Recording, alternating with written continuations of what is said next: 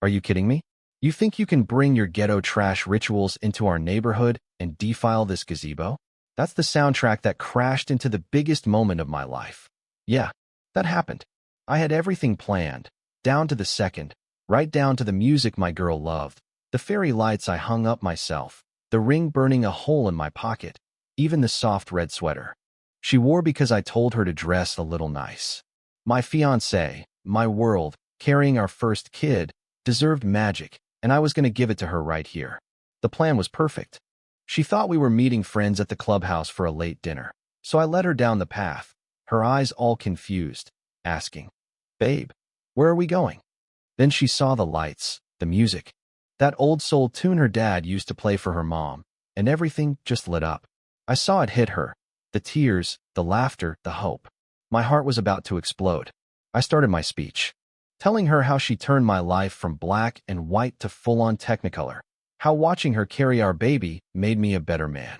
She was trembling, happy tears streaking her face, as I dropped to one knee, suit pants getting soaked, but who cares, right? Pulled out the ring, caught those fairy lights, and was halfway through, "Will you make me the happiest man on earth?" when that voice ripped through the night. A screech, pure venom, like nails on a chalkboard, from this woman stomping across the lawn in cheetah print, hate in her eyes so real you could taste it. Before I could process what she said, my fiancé just crumpled, pure joy gone, replaced by shock, hands to her belly like she was shielding our baby from the world. And I'm still kneeling there, ring in hand, staring up at the love of my life, watching the magic of the moment not just fade, but get violently ripped away. I stood up, put myself between my girl and this woman, trying to keep my cool, because I knew any anger would just feed her. "Is there a problem, ma'am?" I asked, voice steady while inside I was ready to erupt. "Let's just go, baby," my fiancé whispered, but I wouldn't, get chased out of my own neighborhood, not from a moment I'd earned. I told her, no, then turned to the woman, louder. "This is a private moment. I'd appreciate some space." She exploded. "Private? You're on HOA property. I'm calling the police. You people probably hopped the fence," and out came the phone. We'd lived there for 2 years, paid our dues, followed every rule. Heck, I enforced the rules because, well, I was the head of security for the HOA. But this woman just saw my skin, my fiancé's hair, and decided we didn't belong. She was calling 911, voice shaking, claiming aggressive trespassers, and I'm terrified for my safety, putting on the show of her life. All lies, but designed to make the cops see exactly what she wanted them to see. By the time the squad cars rolled up, red and blue flashing over the lawn, it looked just like her story. Crying black woman, black man in a suit, and a hysterical white woman pointing at us. For officers, hands near their hips, approaching slow. I knew the drill. I had to play this perfectly. Hands visible, no sudden moves. "Evening, officers," I said, calm as I could be. "There's a misunderstanding." They grilled me. ID, address, what was I doing here, and I handed over my license, then my work credentials. The lead cop, mustache, stern eyes, saw my address was on Oakwood Lane, saw my HOA security badge, and for the first time, suspicion cracked. "You're the head of security?" he asked, and I nodded. Suddenly, the dynamic flipped, the hunter realizing he was pointing his gun at the game warden. The woman's face went slack, brain trying to reboot as the cop turned on her. "Did you know he's a resident? Did you know he's the head of security?" She sputtered. He didn't look like he belonged. The cops were done with her. They warned her about filing false police reports, told her she was lucky I was so calm, and finally took her info for a formal warning. When the police left and the cheetah print nightmare slunk off, it was just me and my fiancé under those now mocking fairy lights. Our song still played, but the moment was gone, ruined, tainted. I held her while she cried, whispered, "I'm sorry," even though it wasn't my fault, and felt something cold and hard set in my gut. She'd declared war, and she had no idea how well I knew the battlefield. Next morning, it started. The smear campaign. An email from Arthur, the spineless HOA president. Urgent member complaint. The woman had sent a fantasy epic about being harassed by a large, intimidating man, left out the proposal, twisted my job into a threat, and demanded my firing. Then she posted her version on The community Facebook group, editing out the truth and adding more lies. Aggressive, power-tripping thug, she called me. Comments exploded. Some defended me, but they were drowned out by people ready to believe the worst. Arthur called, panicking about liability, not the truth.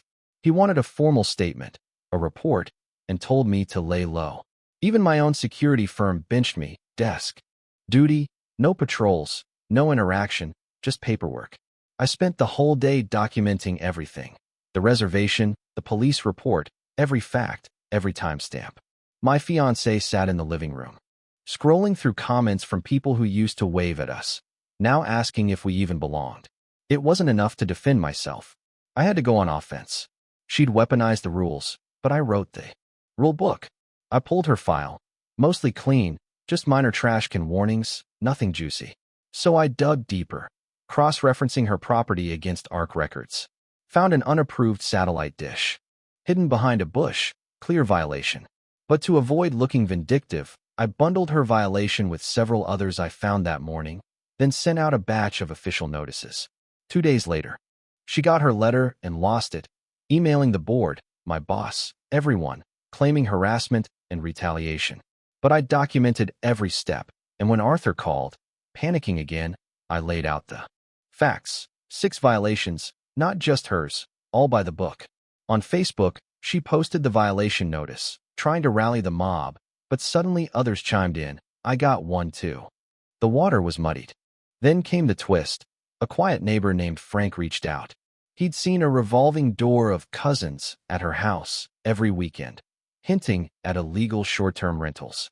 Our HOA had a strict 6-month minimum rule, and the fines were brutal. I dove into security gate logs, dozens of short stays, guest names lining up with dates, but I needed more. I scoured Airbnb and VRBO listings. Until, finally, a backyard photo with her neighbor's hideous blue roof shed confirmed it. Her property, listed as cozy suburban getaway. The reviews matched the gate logs. I had her. But I couldn't file the complaint myself. I coached Frank on how to do it. Formal, factual, unemotional. And when the board received his letter, Arthur had to make it official. I compiled the damning evidence. 28 separate stays, 68 days of rentals, $200 per day fines.